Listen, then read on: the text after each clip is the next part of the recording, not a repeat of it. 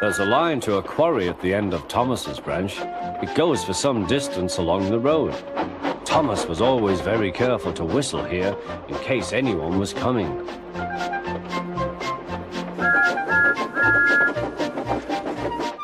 Early one morning, a large policeman was sitting close to the line. Thomas liked policemen. He had been a great friend of the constable who had just retired. Peep, peep, he whistled, "Good morning." Thomas expected that the new constable would be friendly too, but was sorry to see that he didn't look friendly at all. He was red in the face and very cross. "Disgraceful," he spluttered. "I didn't sleep a wink last night. It was so quiet, and now engines come whistling suddenly behind me." "I'm sorry, sir," said Thomas. "I only said good morning." A policeman pointed to Thomas. "Where's your cowcatcher?" he asked. "But I don't catch cows, sir." "Don't be funny," snapped the policeman. He looked at Thomas's wheels. No side plates either, and he wrote in his notebook, "Engines going on public roads must have their wheels covered and a cowcatcher in front to protect people and animals from being dragged under the wheels if they stray onto the line. You haven't, so you are dangerous." "Rubbish," said Thomas's driver. "We've been along here hundreds of times and never had an accident." "That makes it worse," the policeman answered. He wrote "regular lawbreaker" in his book. Thomas puffed sadly away.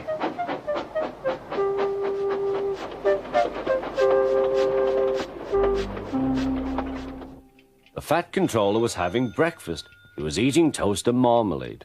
The butler came in. "Excuse me, sir, you are wanted on the telephone." "Bother that telephone," said the fat controller. "I'm sorry, my dear," he said to his wife. "Thomas is in trouble with the police, and I must go at once." At the station, Thomas's driver told the fat controller what had happened. Dangerous to the public, indeed. We'll see about that. The fat controller spoke to the policeman. But however much he argued with him, it was no good. "The law is the law," he said, "and we can't change it." The fat controller felt exhausted. "I'm sorry, driver," he said. "It's no use arguing with policemen. We will have to make those cowcatcher things for Thomas, I suppose." "Everyone will laugh, sir," said Thomas. "They'll say I look like a tram." The fat controller stirred. Then he laughed. "Well done, Thomas. Why didn't I think of it before? We want a tram engine. When I was on my holiday, I met a nice little engine called Toby. He takes trucks from the farms, but the lorries are taking over most of his work and he needs a change. He has cowcatchers and side plates. I'll write to his controller at once."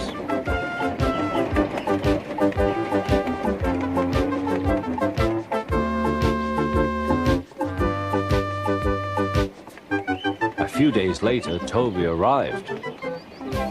"That's a good engine," said the fat controller. "I see you've brought your coach, Henrietta." "You don't mind, do you, sir?" asked Toby. "The station master wanted to use her as a hen house, and that would never do." "No, indeed," said the fat controller. "We couldn't allow that."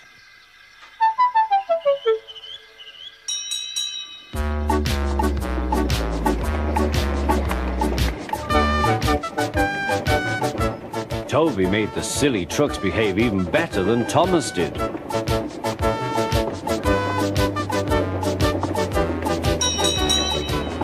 Oi, you!